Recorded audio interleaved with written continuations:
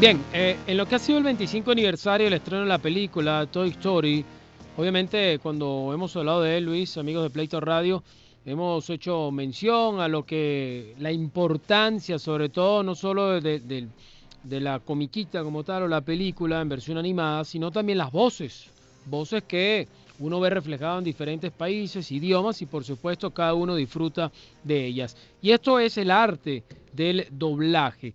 Para doblar, señores, simplemente no es cuestión de que cualquiera pueda hacerlo, sino tienes que tener las capacidades y obviamente el talento. Y hoy recibimos a José Luis Orozco, que es actor de doblaje, obviamente en personajes como Buzz Lightyear, ¡Al Voldemort, infinito! Stimpy y entre otros. José Luis, bienvenido a La Medida Imperfecta, Luis Miguel Núñez, Giancarlo Filiuro, ¿cómo estás? Hola, hola, ¿cómo están? Buenas tardes, muchas gracias por la entrevista. Aquí estamos a sus órdenes, un gustazo. Bueno, saludos desde la distancia, aquí desde Venezuela hacia Centroamérica. Y bueno, hablar un poco, José Luis, de lo que implica, ¿no? El doblaje, cómo nace esta pasión por un arte tan difícil, loco. Y hay veces que uno ve las animaciones en películas y se deja envolver más por las propias voces que por lo que ofrece el mismo. Claro, sí, pues definitivamente es un... Mira, yo cuando tuve el primer contacto en una sala de doblaje, la primera vez que entré a una sala de doblaje, comprendí un mundo mágico, que se hacía magia, porque sí realmente lo que vemos en pantalla ya después que se hizo el trabajo, pues parece ser que realmente los actores están hablando en español. Entonces, entro de manera realmente fortuita, por así decirlo, invitación de un amigo mío, que es Alfonso Obregón, la voz de Shrek. Yo ya había trabajado en teatro y en otras, bueno, en tele, en cine, pero nunca había hecho doblaje y entonces él me invita a participar y me encuentro con este maravilloso mundo del doblaje y ahí me quedé desde hace ya 35 años. Ole, y cuando haces un personaje, vamos a hablar, por ejemplo, de Buzz Lightyear. Haces un Ajá, personaje y sí. mientras estás grabando la película, es una sensación y por tu mente y por tus sentimientos pasa una cosa. Pero cuando la película sale al aire, imagino que sientes otra cosa. Pero después pasan 25 años y es un clásico y el primer gran clásico animado y me imagino que te debes sentir aún más orgulloso y te debes ver y lo debes evaluar y a lo mejor piensas, oye, lo pude haber hecho de esta otra forma. A medida que pasa el tiempo, ¿cómo vas evaluando lo que ha sido tu propio trabajo? Bueno, en general, todos los compañeros y tu servidor tenemos esa sensación de cuando ya estás en el cine y estás viendo el trabajo, siempre te queda esa cuestión de decir, ay, ¿por qué no dije tal cosa de esta manera? ¿O por qué no lo hice así? ¿O por qué no cambié algo? Nunca, nunca nos quedamos 100% conformes, como que siempre decimos, pude haberlo hecho mejor. Mm. Sin embargo, creo que el trabajo ha funcionado, el personaje ha funcionado bastante hablando específicamente de voz, ha funcionado mucho, le ha gustado a mucha gente a través de varias generaciones. Justamente ayer estábamos haciendo un programa de esto y recordamos que a través de 25 años ya son varias las generaciones que nos han seguido, varios niños de aquella época, ahora ya son adultos, ya son padres de familia. Entonces es algo que ha trascendido, es algo que, como dices tú, nos llena de orgullo, pero también de un gusto infinito y de una gran responsabilidad, porque sabemos que hay mucha gente que sigue nuestro trabajo. Mm. José Luis, hablabas de décadas de proyecciones, de doblajes. ¿Recuerdas esa primera vez, el personaje que hiciste, cómo llegaste, digamos, al mismo y qué te ha dejado después de ese día? Bueno, mira, nosotros, la gran mayoría de nosotros en doblaje comenzamos con personajes muy, muy pequeños y comenzamos haciendo lo que se conocen como ambientes, que son las escenas que están en segundo o tercer plano, digamos, en un restaurante que está la pareja de los actores principales platicando y al fondo hay varios comensales, pues todas esas escenas tenemos que llenarlas, o estadios, o guerras, o lo que sea, que no tienen un diálogo definido, pero tenemos que cubrirlo. Así Mm. comenzamos la gran mayoría. Y uno de mis personajes, los primeros que hice, que recuerdo con mucho cariño, de una saga que era Voltron, era un personaje que se llamaba Sven. Ese fue mi primer personaje fijo. Digamos que el personaje fijo es aquel que aparece en uno o varios capítulos, aunque no sea el estelar, pero ya aparece constantemente en una serie. Y esa es una serie que hice por ahí del 86, con un personaje fijo que fue Sven de Voltron. Ahora, desde el 86, imagínate tú, yo nací en el 87, Ajá. para dar un Ah, bueno. ejemplo. Eh, Yo sí llegué, yo sí llegué. Desde el Sí, 82. 86 hasta 2020, han pasado 34 años. Yo quisiera saber cuál es el personaje que ha representado un reto mayor para ti? ¿Cuál es ese personaje en el que todo tu talento o toda tu preparación fue puesta en exigencia por un personaje?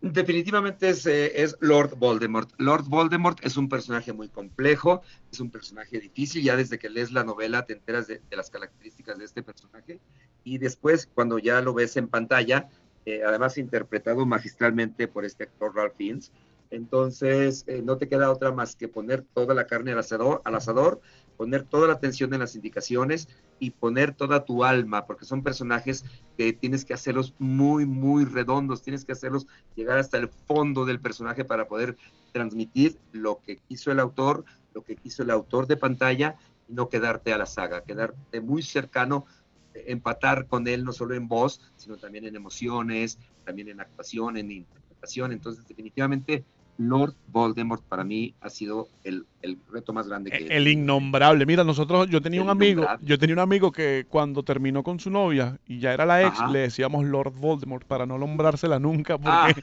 la cosa no resultó bien. Mamita. A ver, José, pues muy buena idea verlo así. Claro, la innombrable. mira, ¿y cuál ha sido el personaje más difícil?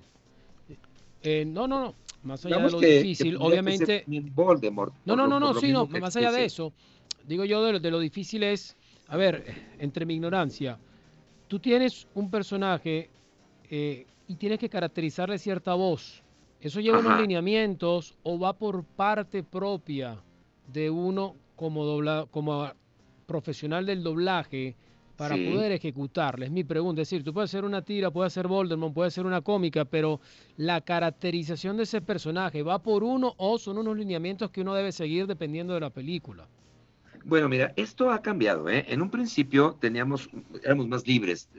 Llegaba el proyecto, te explicaban tu Mm, personaje y lo veías y entonces te preguntaban cuál sería tu propuesta y tú ibas ya metiendo de tu cosecha, metiendo cosas ok. y era, creo yo, que más divertido, ¿no? Era más enriquecedor.